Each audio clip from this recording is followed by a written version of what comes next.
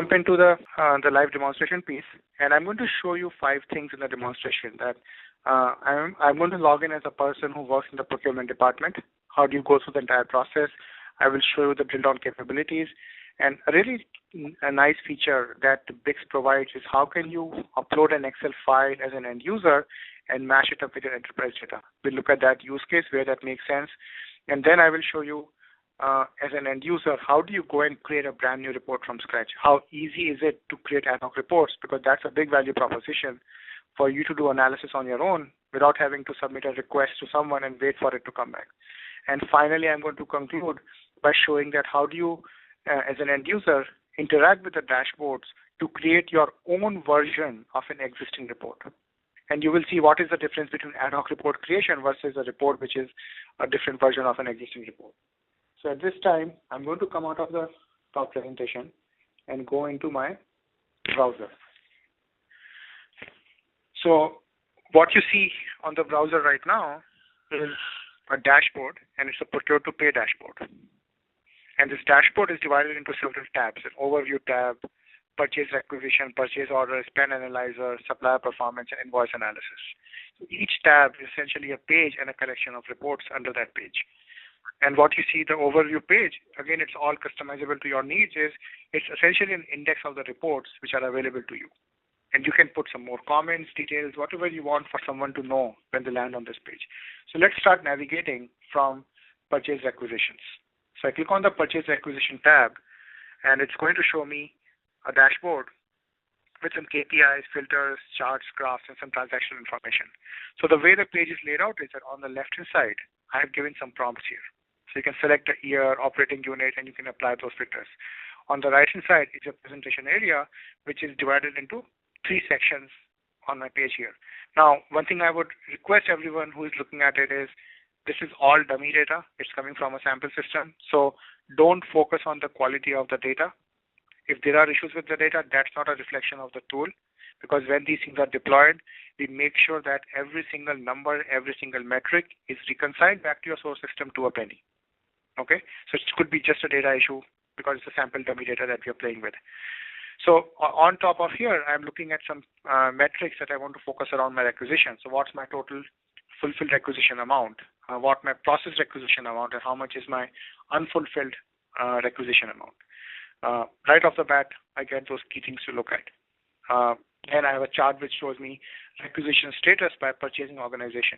So it's a chart which is showing me a multi-dimensional data, that how many are unfulfilled requisition lines, unprocessed requisition lines, and the size of the bubble across the axis is showing me where the anomalies or the outliers might be lying.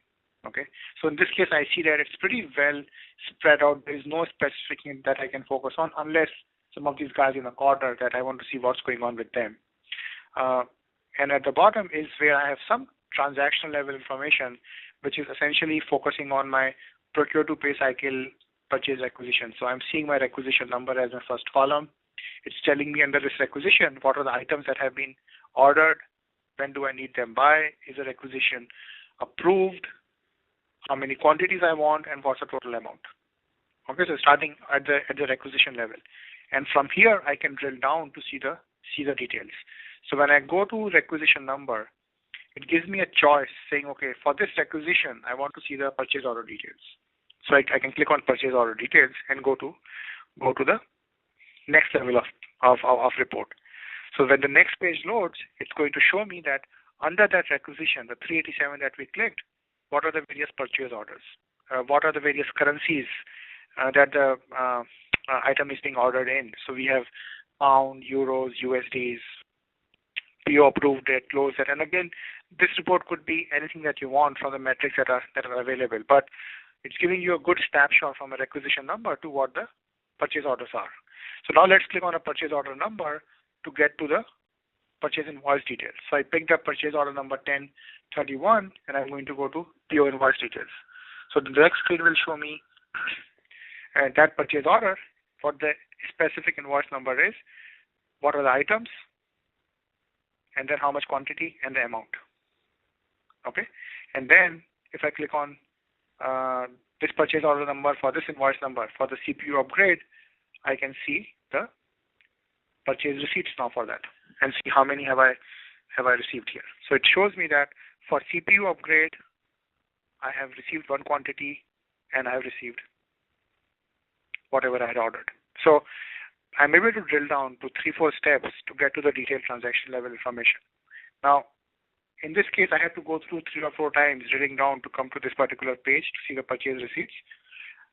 One of the very beautiful features that BICS has is when I'm drilling down on an item, like in this one, instead of always going to drill for PO details, I can provide a menu of drill down options. And I can simply say, hey, you can either go to PO details or you can go to the purchase receipts, okay? Or take me to the supplier who's supplying me these things. So you are not locked into drilling always in the one track. You can create as many workflows as you want depending on what your business problem you're trying to solve. So if you look at the page, the way we arranged is the top part of the page was very KPI centric. The middle part of the page is having more of summary chart graph information, and the bottom is more of a transaction level information. And based on the security, you may have some users who are only seeing the bottom part of the page, but not any of the analysis. And at the same time, you may have some executives who are only looking at the top part of the page with all the KPIs and nothing below that. At the same time, still having some drill down capabilities. Let's look at purchase orders. So on the purchase orders, we have some prompts available on top, and now I'm essentially doing analysis by who are my top suppliers by amount, outstanding POs by purchase organizations, and a waterfall chart which shows me my PO amount trend. That where did I start with, where am I ending, and month by month, how does the PO amount has trended. You have an option in BI Cloud Services to visualize the data differently, so you're not locked into seeing things only one way. So in this case, I'm looking at a graph which shows me top supplier, and I can simply look at the numerical information in a tabular form also. And a lot of times, looking in tables makes a lot of sense than in a graph. Once I go into the ad hoc reporting part, I will show you various ways in which the data can be visualized. And you can essentially provide a drop down for all the ways in which you think it would make sense for a user. So you're not logged into looking at things the way they have been designed for the first time. Let's focus on the spend analysis. So spend analysis is going to show me across my organization what kind of a spend is going on. So I see that my top supplier, with whom I have done $3 billion worth of business, is TT Services. What's my top operating unit? What's the top item that I'm purchasing? And what's my top cost center? So all top analysis or top end analysis very easily to be doable. Spend type. In this case, I'm looking at spend type by item. On which item am I spending the most money? Instead of item, I can look at in which category I'm spending the most money. So it's going to refresh the report and show me by category. So a lot of money is going into consulting side or by a cost center. On the right hand side, it's a spider map which is showing me the spend by organization and where is the most spent by organization here. So each line represents a certain dollar value, and each vertex of this chart represents an organization. So visually, again, very easily for me to focus on as to where is the most spend coming across. And once again, you can combine which field you want to see along with what kind of a visualization you want to see. So I want to see, let's say, by cost center, but this time instead of a graph, I would like to see more of a tabular information. Okay, very flexible to move things around. Let's look at supplier performance. This is going to focus purely on how well your suppliers are working with you.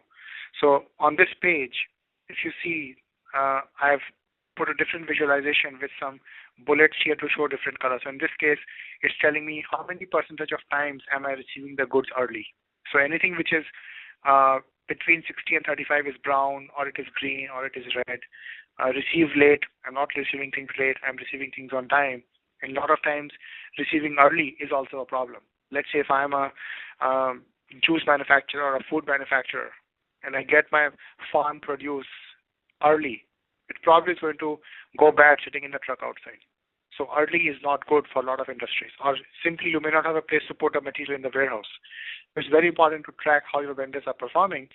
And at the bottom, there are three tree maps or the heat maps type of visualization that we have done is to show you across your vendors, across your suppliers, how do they stack when it comes to received early. So the size of the box shows you the amount of business you do with them, the received amount, and the color of the box shows you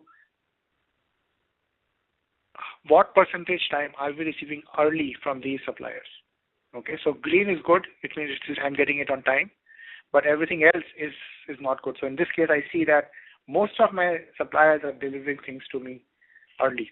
Supplier may be happy they're shipping goods to me on early, but it may be a problem for me to receive them early. So very nice way to look at that information. Similarly, receiving late. Okay, and the metrics show that I'm not receiving late, so I see most of my are green, but I do have some suppliers with whom I'm receiving late, so I can focus on them, and similarly receiving on time. So you have a combination of like a numeric metric on top, along with a visualization which shows you where your hotspot is, what you want to focus on. And another thing I want to show you is on the received early is we are looking at this information by supplier. I can also look at that which item is it that I'm receiving early. Okay, is this really a problem for me or not? Okay, so if I go to receive early and I see that okay, it's keyboard, it's batteries, there are few things which I'm receiving early. It's not that everything is receiving early, even though my supplier chart shows me I'm receiving early from them. So it's quite possible that all the suppliers in the red are delivering those 4 or 5 items which I'm receiving early. So hopefully you're able to see the power of the tool and analytics it's providing you to do this kind of analysis in a much more effective manner. And once again, I can enable a drill down on any of these to go into the details, and again change it the way it would suit to you. So these were some of the dashboards which were focused around the navigation part of this. Now let me talk to you about a use case which we are calling invoice analysis. So you're in the procurement department. These are the vendors you're working with, okay? And here's your invoice amount. And you get a report from 3M Healthcare or one of your vendors in an Excel file saying that, hey, you haven't paid us so much. These are the open invoices which are there. You haven't paid us for them. And a lot of times that data is coming in an Excel file, okay? So how do you now do that analysis of matching those Excel files with what's in your BI reporting system coming from your ERP? Typically, what we would do is you would go into the ERP system or the BI system, and I would export this data out as an Excel file, and then I will take the Excel from the vendor, merge the tables together in Excel, and do my analysis. Okay, I'm going to show you a way where BI Cloud Services allows you to mash up your own Excel data with enterprise data.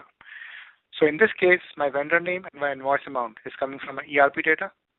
I'm going to load an Excel file which will show me the amount paid, and we will see how much amount is due.